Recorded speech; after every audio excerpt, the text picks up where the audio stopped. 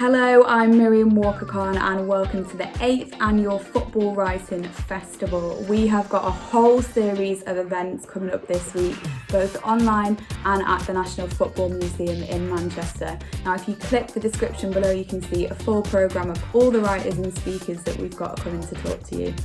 If you like today's event, please like and share and subscribe and tell all your mates about it on social media.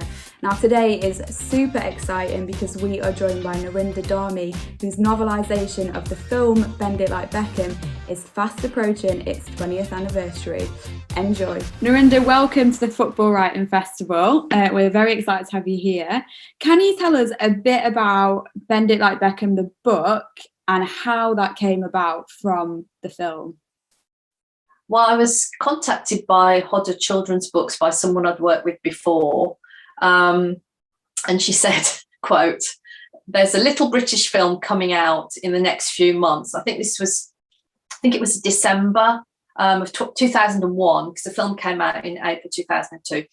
She said, "We want someone to do a novelisation of the script." And she said, would you be interested? Well, I had a holiday booked in January and I was away for 2 weeks and they wanted the script by the end of January. So I said, no, I'm not interested.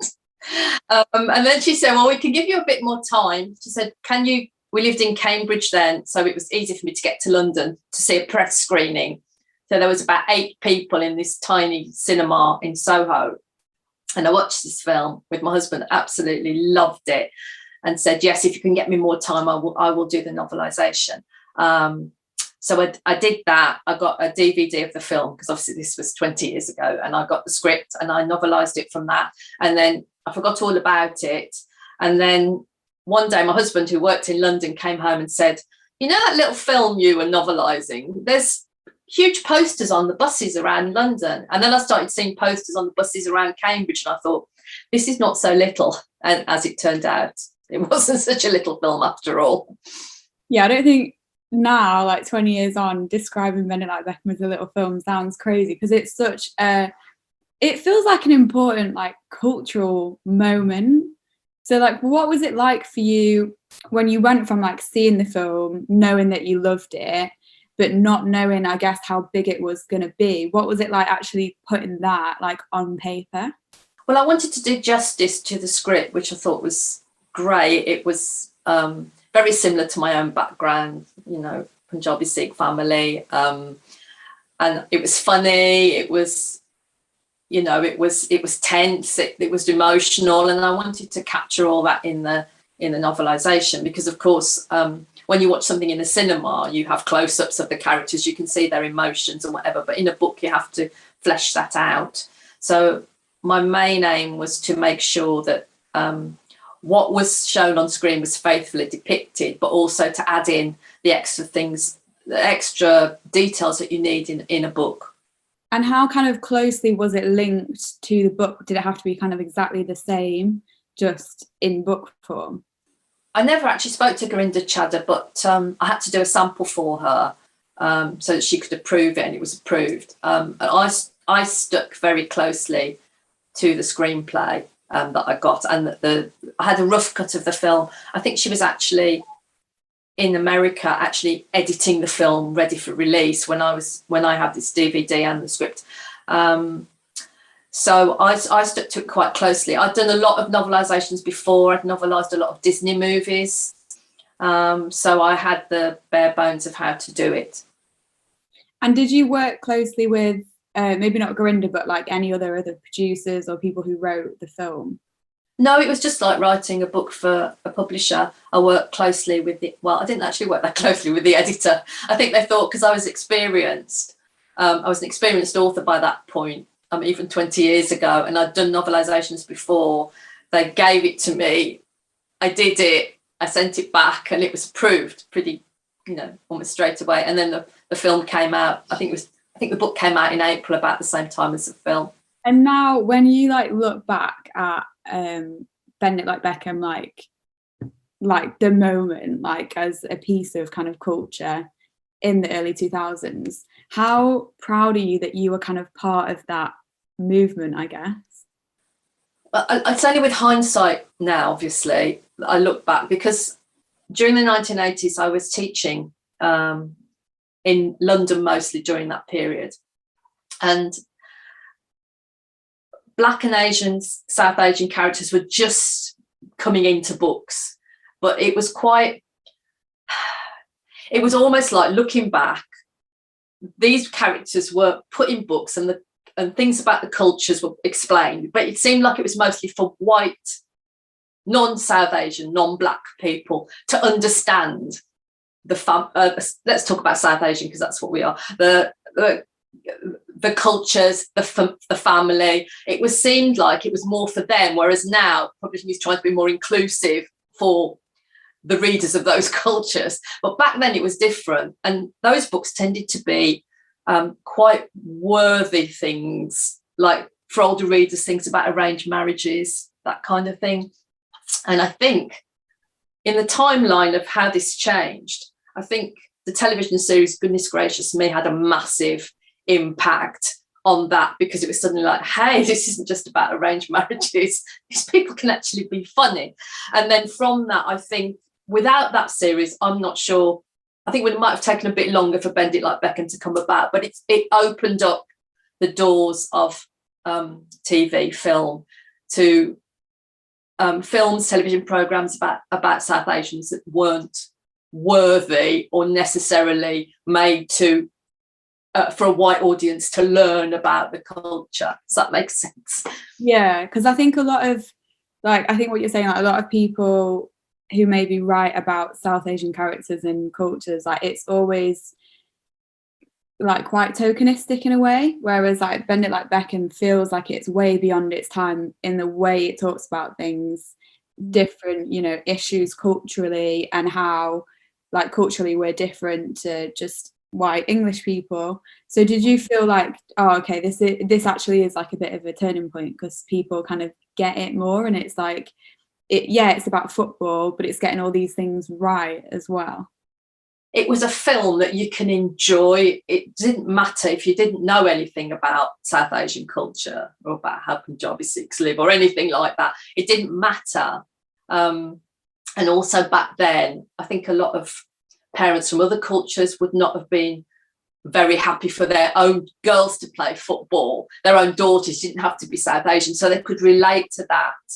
So I think it's just a film that's enjoyable on so many levels. And it's something that really works. And I think that's why its popularity has, you know, continued over all these years. And I was going to say, like, how difficult would it have been if you'd written that book now, like knowing how big the film was? But was it easier in a way that you kind of got to write it before like the hype of it and it coming out? Oh yeah, definitely, because I just enjoyed it. I enjoyed seeing the film at the press screening. I enjoyed getting the DVD again and seeing. Also, it's very interesting when you do a novelization, you can see how the film is cut and put together, what is implied that you have to state in a book because you can't show it by pictures. It was a really interesting process and I really enjoyed it, but never in my wildest dreams did I think it would be that successful. What do you think it is that's made it so like successful but also like timeless? Because it feels like that's like the key to Bend It Like Beckham. It is timeless. There are things now that we're talking about that film kind of addressed 20 years ago next April. I think the main thing about it that makes it timeless is the humour. You know, it doesn't really matter if it's out of date. It doesn't matter if David Beckham's not playing football anymore. Everybody knows who he is and knows how he could bend the ball into the back of the net. You know, it's the fact that some things have dated in it for sure, but the actual humour of it and it's a very warm film. Emotionally, you've got the feel-good factor without it being really sickly sentimental, and I think that's why it hasn't dated so much, and it's worn so well. Yeah, I was going to ask you about that because I feel like even now, obviously we use like memes now. Like if we talk about Bend It Like Beckham on Twitter, for example, there's some brilliant memes because the humour, a lot of it comes from like looks and like expression of the characters' faces. So how do you, I'm talking like specifically, you know, Jess, like her dad, how do you portray that humour within the book? Was that difficult for you to do? Not really, because it's all there in the lines, and also you get little stage directions in brackets on the screenplay. Just look shocked or whatever. So it's really a question of trying to pick up the nuances in the script and in the film. Although I have to say, some of the things in the script were different in the film, the screenplay that I got. So I tended to stick to the film rather than the screenplay, because I thought that's what people will remember is the film. So yeah, it's not an easy thing to do, but once you get the knack of it and you start, it becomes easier. Are you allowed to tell us which bits were different? Oh gosh, 20 years ago, I can't remember. It wasn't actually really big scenes. It was just the things that they said were somewhat slightly different from the screenplay, but I always went with the film. And for so much of the humor as well comes from like the nuances of the culture, and just like how like just little things within South Asian culture that maybe other people hadn't experienced at that point, or hadn't seen. So how important was it for you, as someone who's come from that culture and grown up in it, to be able to kind of write it and know that you were explaining it and doing it justice? Yeah, that was really important to me, but it never really occurred to me. I just did it, because I was familiar with it. I mean, one of my favourite bits is when she's taking I think it's a penalty, and all the aunties and her sister and her mum are standing there going, these gestures that are so familiar if you come from that culture. I think in the book it's an inside picture in the inside of the cover, and it's just like, because it was so familiar, so much of it, it was easy for me to just slip into it. And have you written much about football before, or like novelised any films in this way, in like that are football films before?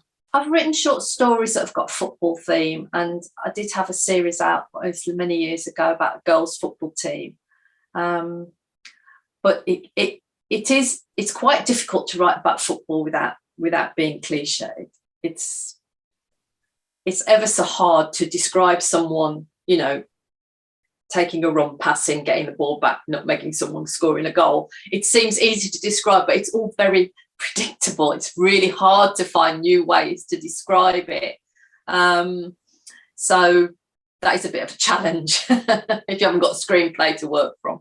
Yeah. And how much do you use football in your writing then as a tool to be able to kind of engage readers in what they're reading, especially for like those short stories? Well, it's always like, it's a perennial popular subject, lots of kids of all ages and boys and girls want to read about it. So it's a really easy way to drag them in, but it's kind of finding that different angle. So like quite a few years ago, I wrote a short story where it was a league of boys teams, like an informal league, and they started trying to transfer each other between the teams, and they'd offer things like, a supply of chocolate bars for a year, like to get the star striker from the other team to come to theirs. And that went down really well because it was a slightly different angle. It was kind of a bit of a satire about how much Premiership players have paid to move, and someone was offered a Blue Peter annual and a new Manchester United top to move to another team, and that was a really popular story. Imagine if Messi got paid in Blue Peter annuals. I was going back a few years. I'm not sure anyone would move for that now. So I guess like the beauty of football is that it's so relatable. Like everyone, like most British kids growing up have like football stories, even if they didn't play, don't they? So is that important for you, just like as a British writer as well? Oh yeah. I mean, I grew up with football. My dad and my granddad were very keen Wolves supporters. I was taken to Wolves when I was young.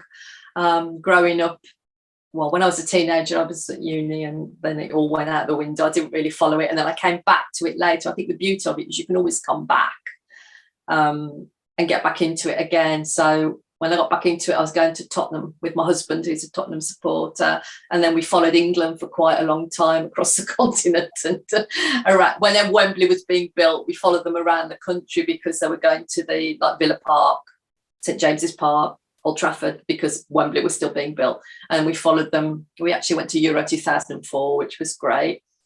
So yeah, it's always been there as a backdrop in my life, and I suppose that's why I've used it in my writing, quite often. And like it's so nice to hear that, like, obviously we know about the film and stuff, but Bend It Like Beckham, just like the brand, it's so nice to hear that like you're a massive football fan, because I think so many people look at brown women and they just think, oh, they're not interested in sport. Like, there's so little representation of us like doing sport and then generally like working in it. So for you to be like a big football fan, like it like doesn't surprise me, but I feel like a lot of people would, they just don't see it. So how important is it for you to kind of encourage other people to get into writing, even about football, that are from South Asian backgrounds? To get into writing, I mean, it's incredibly important, because we have to have, especially in children's writing for children, because you have to have role models they can identify. I mean, when I was growing up, I didn't expect to see anybody like me in a book, because I was in an even smaller minority of being mixed race, of being, my mum's white. So to see someone like myself in a book, I think I would have fainted with shock. But if I came across a South Asian character in a book, I remember that shock of delight and recognition, of seeing someone in a book who was kind of like me, and maybe on the TV occasionally, you'd be like, wow, this is great. And I think I think publishers are trying now, but I mean, they've lagged behind for years, and it's only really, really starting to get going now, that they feel that all children have to have their role models.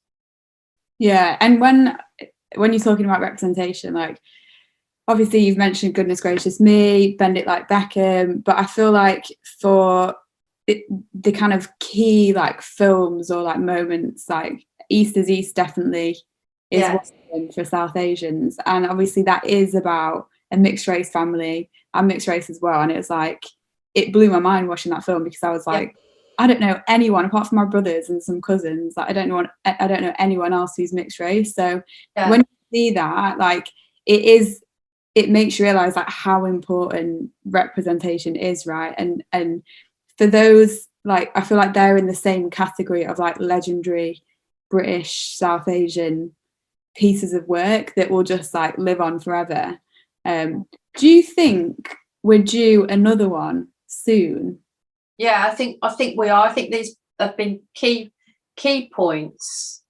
And I mean, if you look at Black people, they've made enormous strides in acting, and people like Idris Elba, and had huge success. But somehow, apart from Riz Ahmed, if you ask me to name like 10 South Asian actors, I would be struggling, I think, unless, well, I don't watch EastEnders, but I assume there's been quite a few in EastEnders.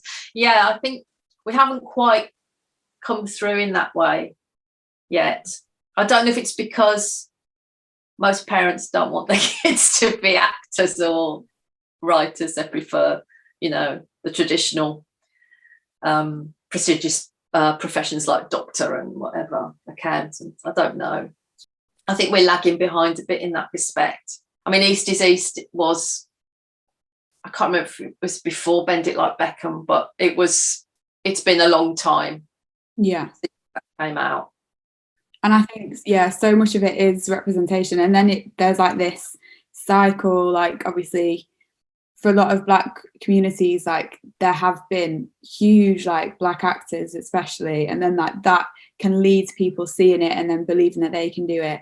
I feel like for us, we've just not got there yet. Like, you're right, like everyone just talks about Riz Ahmed and Four Lions. I should have said Four Lions was another one of those films that was huge. But so I think what's kind of sad is that you look at the acting scene and you look at big films like that. And it's kind of the same with Asians in football. Like there just haven't really been, like, still there's not been a British Asian woman play for England. Like there's, I think 0.2.5% of footballers are Asian in the men's game. Like it's such a tiny percentage, and it's just not, you know, we're not where we are.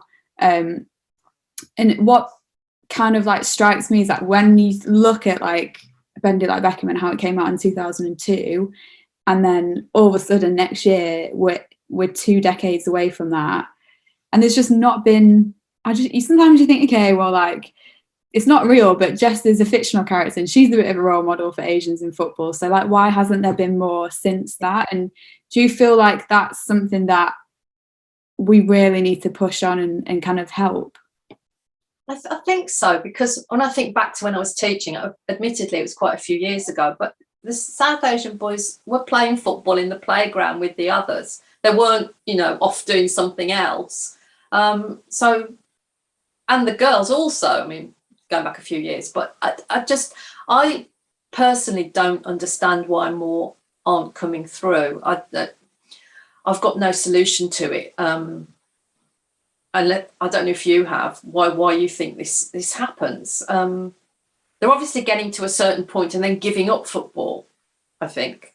Yeah, and I think it's really interesting what you said earlier about how you kind of grew up going to matches with your dad and your granddad, and then took a step back and then went back to it, because I think that's really, really common. Like so many women of colour generally, like I grew up going to Sheffield United matches with my dad because he worked there, saw a bit of racism there, kind of decided it wasn't for me at a pretty young age. But then, you know, you do it at school and then you go back into it, and maybe it's like linked to being a teenager and your interests sometimes are different, but it feels like people in their adulthood go back to it and they just like re-find that love for it. But then it obviously misses out that huge chunk where if the kids that were playing when they were younger like still kept playing, they're not. So yeah, it feels like that's like the missing link, I think. Yes, I think you're probably right there. And I mean the racism is in football is a sore point with me, because I firmly believe that the FA should have done something about it years ago, and it was just left to ride. I mean, I remember brilliant players like Cyril Regis in the 1970s at West Bromwich Albion. The abuse they got was horrendous, and it seemed to have got any better. And yet the FA, with all their reserves of money, could do something about it. I don't know what, because I'm not clever enough but to say so. But, you know, I just think it's been allowed to ride too long. And the England players taking the knee is great, but eventually a gesture like that loses its potency, and there has to be some plan in action for them, you know, some strict plan whereby clubs lose points in the Premier League. I mean, as strict as that.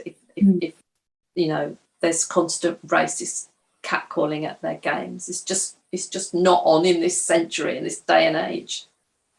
So yeah, and so much has to change, and you're right. And it's only when you look back at things, like when you have these conversations and we're talking about something that happened 20 years ago, and then you think about just the progress of the game, and it's a shame, because obviously we all love football and we all want to enjoy it equally.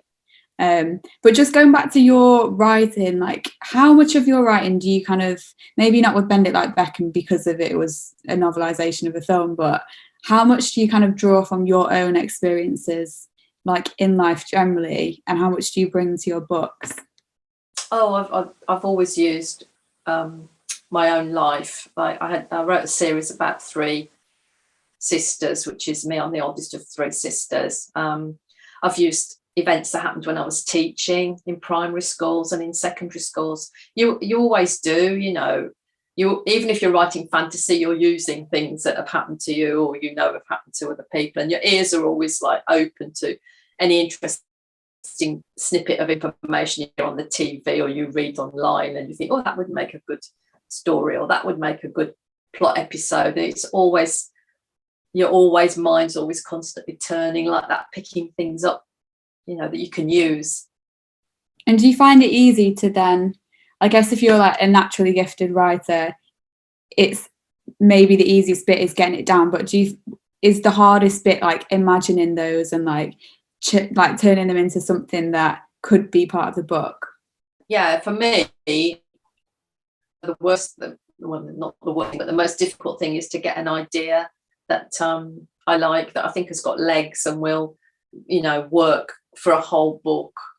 That's the worst thing, and I'd probably discard like 20 or 30 ideas before I get one that I actually like and want to write. Yeah, and then the writing, as you say, can be actually the easiest bit once you've got the idea. And when like you've maybe discarded 20 or 30 ideas, do you know when you're on like your last idea, like this is a good one, like it's going to be this that makes the book? Yeah, and you become more experienced at that. When you're at beginning, you may hit on an idea, and then when you start to write it, you either don't like it or it doesn't fit the amount of words that you've got. It's going to be stretched if you carry on, or you've got too much information in there for the size of the book. And you learn with experience how to get an idea, because how to guess how an idea is going to work out. You get like I can't explain. It's something that you learn. Like I'd write a lot of books for schools that are used in schools, stories for reading, obviously for reading practice. And you get a very tight brief, and they'd say something like, you can only write 4,000 words. When you get the story idea in your head, when you're experienced, you automatically know if it's going to fit that 4,000 words. And it's not something you can teach. It's something you have to learn by writing for years and years and years and learning how to do it. So for people who are like just starting out writing, what kind of advice would you give them to help with like the specific idea phase of writing a book? Well, the first thing I think when you're beginning is to find out what way of writing suits you. Don't look at what other writers do, published writers, because everybody's different. I like to get the germ of an idea that I think is good, and then I just let it sit in my brain for quite a few months, sometimes 6 months. And then what you find is, if it's good, other bits start popping in and the plot starts falling into place. And if it's not so good, you just stick at that single idea and nothing else comes into your head. But some writers like to sit down, they get an idea and they like to sit down and start writing straight away. You need to find out what kind of writer you are, because you'll do your best work if you're working the way you want to work, that suits you. Some people like to get it all down and then edit it. Other people like to think about it. That's like me. Some people like a rough plan. Some people like, Post-it notes all over their study wall, and graphs and charts telling them what the characters are doing. Everybody's different, and you can only do your best work if you work out how you like to write. And finally, just a question on Bend It Like Beckham. It's a hard question, but what is your favourite part of the book? I think I've already mentioned it. I do like the penalty taking with the mum and the sister, Pinky, is getting married, and the aunties all standing in the goal line, in the goal mouth with their hands up. I just think that's such an iconic picture. And that's my favourite bit. Well, of course, it is better on screen. I can't capture that completely. So that's my favourite bit. When I watch the film, I always look out for that bit. I always think it's like a wall of anti-Gs, isn't it? Yes, it's just, and they're all there in their saris, Yeah. Amazing. Well, Narinder, thank you so much for chatting to us and for writing the book. And thank you. Lovely to meet you. Thank you. A huge thanks for joining us at this Football Writing Festival talk. We've got a full week of author events and panel discussions, so check those out on our channel too. And for more information about the festival, head to nationalfootballmuseum.com. Thanks for watching, and see you again soon.